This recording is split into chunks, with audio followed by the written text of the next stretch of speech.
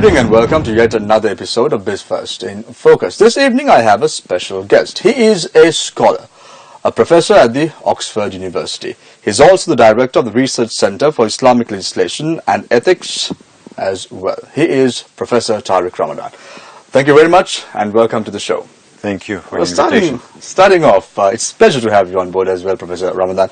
Starting off, tell us a little bit about yourself. What do you do? What I do? I'm a teacher, in fact. I was born and raised in Switzerland, originally coming from Egypt. And what I'm trying to do, in fact, it's as a teacher to try to get a better understanding of the Islamic tradition, to remain faithful to the tradition, but also to be able to face the challenges of our time. So I'm advocating something which is essential for me, is remaining faithful to the Islamic principles and to keep my mind open with my fellow Muslims to the world and the contemporary challenges. So it's quite a challenge in itself. Have you been successful over the last few years in terms of what you are trying to do and promote Islam? As to teaching and trying to spread around a renewed vision and understanding, I think things are moving, yes. I'm talking today about a silent revolution with the Muslim minds. I think that we are getting a better understanding, even though, of course, we have challenges when it comes to literalism, to violence, what is happening in Iraq or in Syria.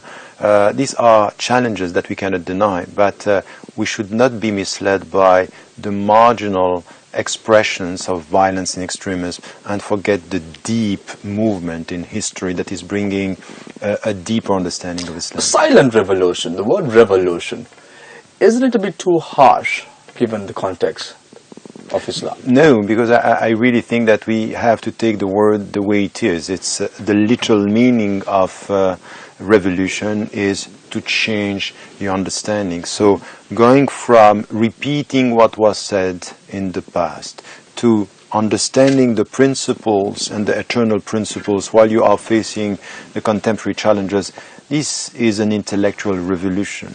As well as I'm calling for radical reform in our understanding. And the radical reform, radical today is not a good word. Still, I think that on some issues we should radically change our understanding in order to be able to move on. So there are things that are positive in changing the movement, reassessing where we are and trying to come with new vision and new answers. Take a look at what has taken place in the world during the last few decades or so. We saw the 9/11 bombings. We saw the manner in which invasions have taken place in countries like Afghanistan and Iraq. Given these contexts, do you think that the conduct of Muslims need to change somewhat, to adjust to the contemporary world?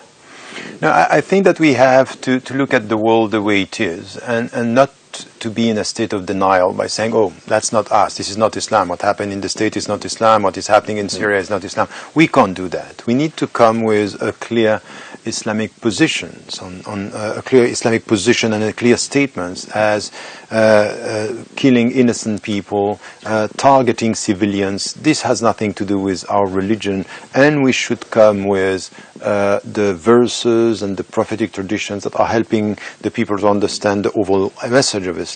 However, people describe Islam in different forms. We see the manner in which Shias explain Islam, we see the manner in which the Sunnis explain Islam, and then we see several factions explaining Islam. I hear that there are over 60 factions of Muslims across the world. And given this context, you are saying that this is what needs to be promoted, this is what Islam is all about. But isn't that subjective?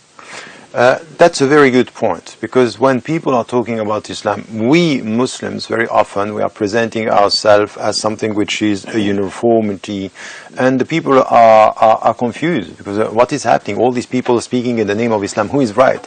At the end of the day, what we need to say is that there is one Islam as to our principles and our belief and our practice. The same if you are Shia and Sunni, if you are a reformist, a rationalist, a literalist, a mystic. it's the same Islam. Now we have different interpretations that are here, and we have also to acknowledge that there are different interpretations.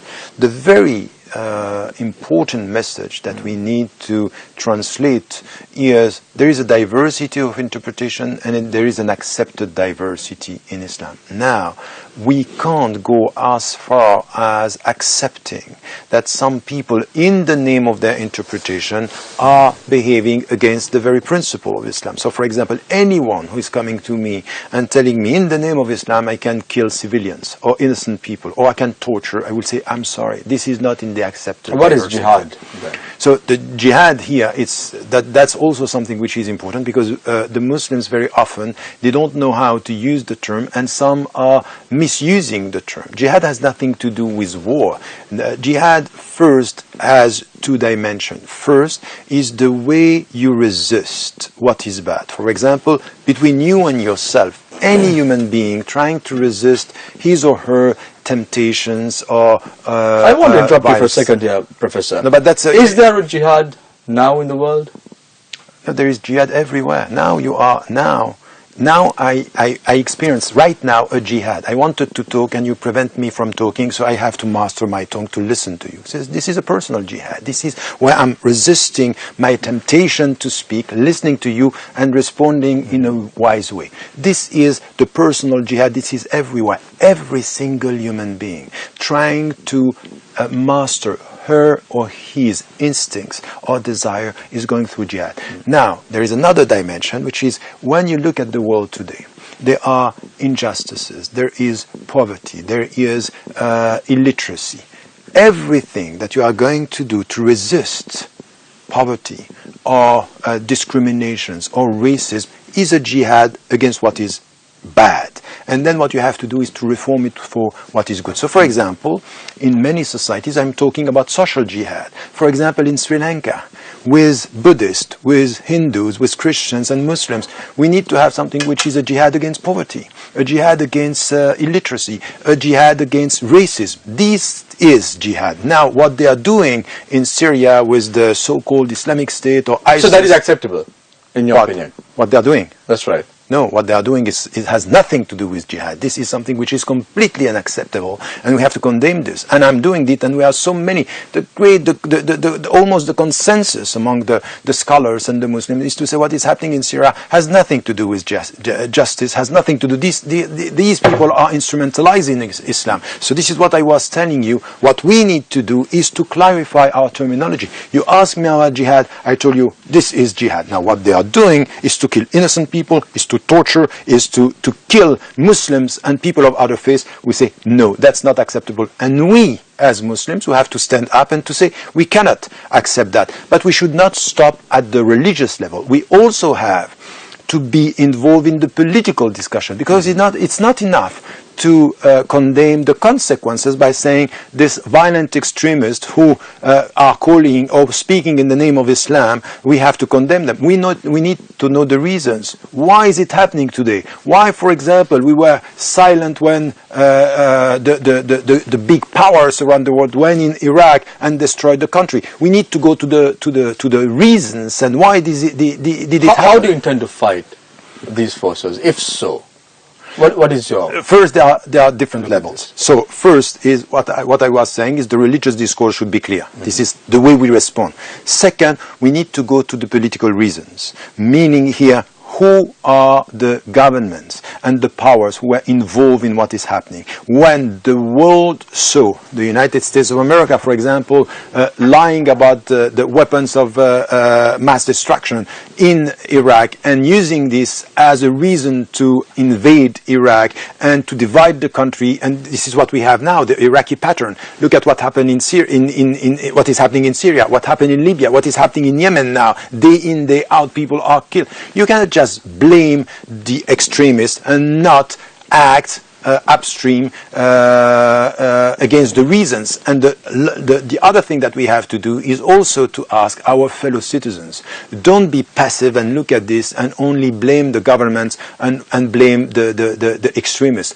We have to say something. We also have to be involved in the discussion by saying, in the name of our citizenship, we are asking our governments, be it here or anywhere in Europe, not to support What you're dictators. trying to say, Professor, seems like a dream. It does not have any practical sense for all Muslims to get together, for all Muslims to unite and have one particular cause in their mind, and let's do this. That seems very unpractical. People can preach, but how practical is it? But it's not going to happen because it's completely unrealistic to think that we will have one. Oh, that's what you just said now. No, this is not what I'm saying. I'm saying that we have to be clear on some of our discourse and understanding. So it's not to have only one What cause. is the understanding? The understanding of Islam and the understanding of the principles and the understanding of the challenges. So I'm not saying we have to have a unity based on uniformity. It's not going to happen. I started by saying there is an accepted diversity. Now what we have to do when it comes to the challenges or the controversies that you are talking about is to have a clear discourse and not only to be on the defensive. I don't want only to spend my time saying it's not Islamic, it's not Islam. No, I want also to challenge the great powers and some of the government by saying, I'm sorry, you cannot blame or condemn extremism at the far end of the process and not come to your responsibility when you are also ignoring people's supporting dictators. So it's much more complex than that.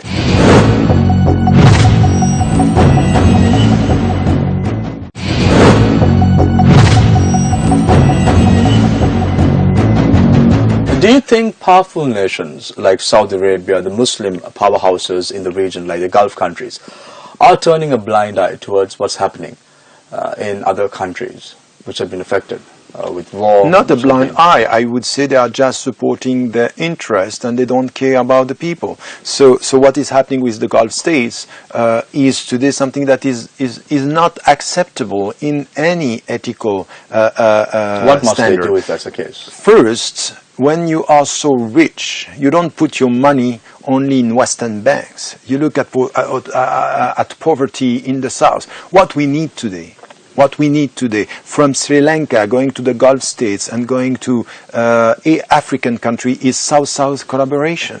Why is it that we are taking the money, we put this in the West, we are supported by the West, and then even in the refugee crisis that we have now, where are the Muslim majority countries? We have only two that are involved. Yes, it's true that we have Turkey, we have Jordan. Where are the other countries? Why is it that we are blaming the world not to welcome the refugees? Where are the Muslim majority countries? So there is something that we need to stop here, which is to stop the victim mentality, to come with a better understanding. And as you are asking me to speak about the Gulf state, of course there is something which is missing, which is when you have so much money, when you have gas and oil and all this, what are you doing with this money? Is this money your personal or your family belonging, or is it something that you have to share with humanity and your brothers and sisters in humanity, and among them there are Muslims that need support? I think that this is the critical discussion that we need to have here, but I wouldn't go only on this discussion by saying, because the way you ask the question is putting me in a way where we are on the defensive, we are critical. I think that we have both sides. We have to be assertive with some of our principles by saying, look, as Muslims today, in the world, in the global world, Islam and Muslims should be an added value in terms of ethical concerns and address. For example, you spoke about principles. Won't this isolate the Muslim community across the world? Exactly the opposite. Exactly the opposite. If as Muslims and as human beings, we acknowledge first that there is a humanity that is one. Ya ayyuhan nas, this is what we find in the Quran. O you people. You people means all humanity. First. Second, every single human being, women or men, has a dignity. وَلَقَدْ كَرَّمْنَا بَنِي آدَمَ. We give dignity to human being. And there is an equality here. We start with the first principle. And more than that, we say, let us now be clear. Justice is for Muslims and people of other faiths. Discrimination is unacceptable. To the point that I can say here that anti-Semitism as racism is completely unacceptable, even though I, as a human being, I'm against the Israeli policy towards the Palestinians. But I will never confuse being against a government and being against Jews. Being against Jews is anti-Islamic. But criticizing all the governments, and among them the Gulf states as Israel and others, this is the only way we have to come. And by speaking like this, anyone who is watching us now, a Buddhist, a Christian, a Hindu, an atheist, an agnostic, can agree with this. They can find universal principles. So principles is bringing us together and not dividing us. All religions preach equality, Professor. Do you agree or disagree? No, not all the religions, no, because or spiritualities, this would be the ideal discourse. But the problem is when you... But do you agree majority of the religions preach equality? It should be, but the problem is not religions. The problem is who is interpreting religion. We have in the Islamic tradition people who are like this. They are interpreting religion as equality and justice. But you have some interpretations that are putting some people, even, some think that Arabs are beyond the others. So it's not in the book, it's not in the Quran, but it's in the interpretations. Even when you look at other interpretation, in Buddhism, for example, you have some interpretations that are disputable. In Hinduism, you have some interpretations that are, and the mixture between religion and culture. What we are talking about when we speak about castes, for example, this hierarchy that we have between castes is not an egalitarian discourse, and we have to be critical in the name of the principle of equality and the ideal of equality. We have to criticize any discourse, any interpretation that is promoting injustice and inequality. Why isn't there global peace? What is the reason behind this? We see conflicts across the world. What is the reason behind this? Why the people are fighting? Why are they fighting? Because of power, because of money, because of interests. Is it because of religions that they're fighting? It could be, of course. It could be. And this is when religion is used as an instrument of power.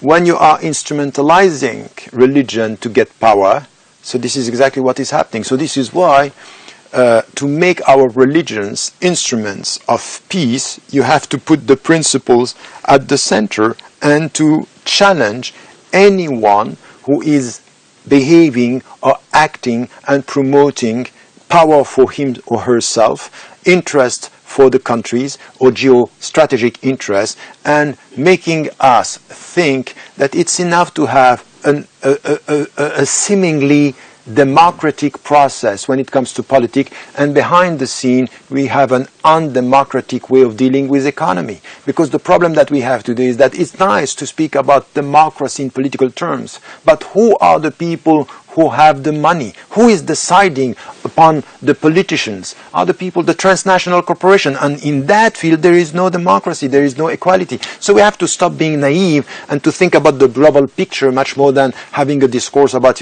peace and love, while there was an ethnic conflict somewhere else. There was an ethnic conflict in Sri Lanka in the year 2009, until the year 2009, and now it has ended. It's been nearly 6 years following the end of the conflict. What must the people do in order to build reconciliation, in order to build accountability, in order to move forward under these circumstances and ensure that the wounds of the conflict are healed? That's a very important question, because it's a process of reconciliation. And if you want to reconcile the people, you have to listen to them. Their concerns, why they were fighting for, and also their perceptions. So when you feel that you are discriminated, when you feel that there is no space for you in the society, when you feel that there are people or citizens that feel that they have the right, or at least the real citizenship, and others don't, you have to struggle. So what should change in Sri Lanka is the narrative. This country is not the country of the Buddhist or the Hinduist or the Muslims or the Christians. It's the country for all the people. So in the name of common citizenship, Buddhist, Hindus, Christian, Muslim, atheist, agnostic, Tamil, all the people who are here should come together and build a narrative that is acknowledging the wounds of the people, but also their hope. And the most important thing for reconciliation is not to stick to what happened in the past, not to stick to where we come from, but where we are heading together, is to change the mindset. You know how we can call this? An intellectual revolution. Change the way you look at things. And but isn't closure important for the victims' families, Professor? It is, but once again, there is something which is important, to talk about it, to listen to it, but also to teach forgiveness and compassion. That's also something which is very important. You should not, in the name of what happened in the past, just stick to, I want justice, whatever. No, we have to come to something which is also acknowledging the fact that, yes, people were killed, yes, there are wounds, but at one point you have to go beyond this. You need to call for justice, but you also need to learn to forgive. Will everyone forgive and forge ahead? Is it practical? Is it the way forward? Can we do it? Of course we can do it, and it was done in many countries. Look at what happened in South Africa. Look at what happened in Rwanda. And it was much more than what you experience here. It was huge, and some people came. Even in Palestine, some of the people are looking at what was done to their kids and say, okay, I'm ready to forgive. So the way forward is justice and forgiveness. And by the way, for all the Muslims, that's exactly what is coming in the Quran. Inna Allah ya'muru bil 'adl wal ihsan. God commands justice and excellence. Excellence is, okay, you might have been wronged. You might have been discriminated, and even some of your family killed. But at one point, you have to go beyond this to try to come with justice and forgiveness and try to build for the future. And the future in Sri Lanka, it's about this. It's about what we need now is citizens in this country coming together and being able to say, okay, we know what happened, but now we know what we want. We want to be together because this nation and the narrative and the memory and the history of Sri Lanka is with all of us. The we, which is building Sri Lankan identity, which are multiple identity.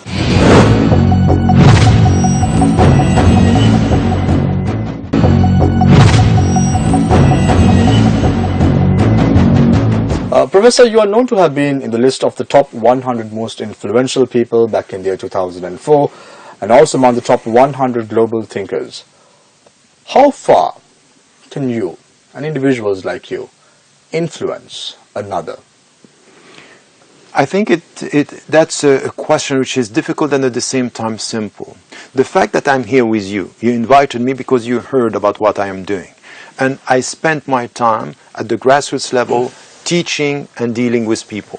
And, you know, when I come here in Sri Lanka, this is my first visit, and you see what is the reaction of the audience, Muslims and people of other faiths. You say, at one point, you realize that you are doing something that could be influential. So if all the studies that I did and everything that I got as a knowledge, I can spread this, distribute it, share it with people, and help the people to become subjects of their history and to be committed, that's the way. So this is the impact. So with all humility, I'm trying my best, and with all humility, I hope that anyone who is listening to us now, if there is only one, with hearing this, could change and rethink his passivity to become a committed human being, this program would have been a good one. Professor, your wife must be watching this program as well. In one of your quotes, you have said, behind every man is not a woman. She is beside him. She is with him, not behind him. Yes, do you accept? You made this quote? Not only I accept, but I'm very happy that you are repeating it. How well does Islam support this view? But it's very important. You know, after the first revelation, the Prophet, peace be upon him, went back to his wife. And he was lost. He said, cover me, cover me. And she came to him, and she was not behind him. And she said, you are a good person. You are doing good. You are respecting people. And she, all his life, during 15 years, she was with him, not behind him, but she was with him. And I think that there is something which is very important for anybody, a husband, a wife. What is important is not who is at the front or who is leading. We have to lead together a family, a couple, and being parents together. You know what is the problem of Muslims today is not women. Is the absent father, is the men that are not now doing the job. So we better come together, and together we understand it's not behind a great man, it's with the great man, a great woman, and this makes a great family. that there is no other way. And I would like the men to listen to me. Anyone who is listening to us, who is indulging in violence and domestic violence, should know that this has nothing to do with our religion. In this country it's happening, but the Prophet, peace be upon him, who is our model, never did it. So you better stop and look at your wife and know that she is beside you and not behind you. Never. The conduct of the ISIS, how badly has this affected the Muslims across the world? Badly, because at the end it's all about violence, and it nurtured this understanding that when you speak about Islam, you speak about violence. For example, a survey in France was showing that 75% of the French people are linking Islam with violence. So it has an impact. So we need to be quite clear about this, that it cannot be a narrative, it cannot be an understanding that we have to accept. Now, as I told you, we should avoid being apologetic, we should avoid being on the defensive, we should condemn and now find solutions and also speak about our shared responsibility. Do you think that the West is taking the right approach in terms of combating terrorism across the world? No, I think it's not the right approach, and sometimes I wonder if they are not nurturing it, and it could help some of their interest. If you look at what happened in North Mali, if you look at what happened in Afghanistan, look at the American policy in Afghanistan. It's exactly the opposite of people who tried to avoid violence. They were nurturing it. Look at the American policy in Iraq. If you were to promote violence, you would do exactly what they did. So no, it's not. And by talking to us, Western Muslims, by saying, you know what, we want moderate Muslims, and the way they are looking at moderate Muslims are Muslims that are not practicing Islam, sometimes that are very far from the roots of Islam. You know why they are doing this? Because they don't trust Muslims. The problem is, if you want to act and to have a policy against violence, you better trust the Muslims. Not the Muslims you want, but the Muslims who are rooted in their tradition, who are able to be heard and listened to by all the Muslims around the world. Professor, my final question to you. You said mistakes were committed in Iraq, Afghanistan, and even Libya. How can the world unite to avert another major crisis in terms of Syria? No, I think I'm more cynical than that. I'm not hoping at that level, because 4 years ago I said clearly the Americans and the Europeans agreed with the Russian and the Chinese not to agree. So they agreed not to agree and to let it be as it is, to destabilize the whole Middle East. So I would say we should stop dreaming about unity, because it's not going to happen. It's all about economic interest and geostrategic interest. My hope is for us, for common, average citizens and intellectuals and journalists, to have a better understanding of the complexity and to come together. I much more value the power of counterpower, which means to be resisting these trends by having a critical thinking about what is happening, not to be politically naive, but to be involved in this and to understand whatever is your religion, whatever is your spirituality, our principles should be the same, our goals should be the same. So let us come together and try to work on that side. And it should be on all the fields. You were talking about ISIS. I would have liked to talk about the environment. I would have liked to talk about the global warming. I want to talk about consumerism, because this is what is happening. One of the major problems that you have here in Sri Lanka is what you eat. You eat much more things that are coming from transnational corporation than food that is coming from Sri Lanka. You are also colonized, culturally speaking. So freedom starts with what you eat, what you drink, and the way you thought. The Muslims believe... The way you think, sorry. And the Muslims believe... Professor, just a follow-up question to my final question. Muslims believe it's the end of the world anytime soon. The Holy Quran also preaches so and so forth as to the developments that will take before the end of the world. Are we really nearing the end of the world? No, we don't know, because, one day in the sight of God is 1,000 years in the reality of human being. And I think that we have to stop this discourse.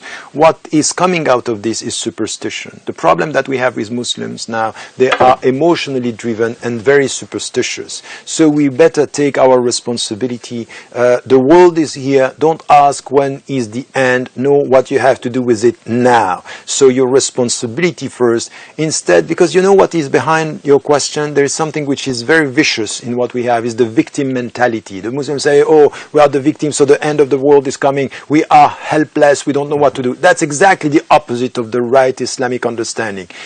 Stand for what is right, do your best to change the world. To the point, look at this, to the point that the Prophet ﷺ said, if the last day comes and you have in your hand a plant, just put it on earth.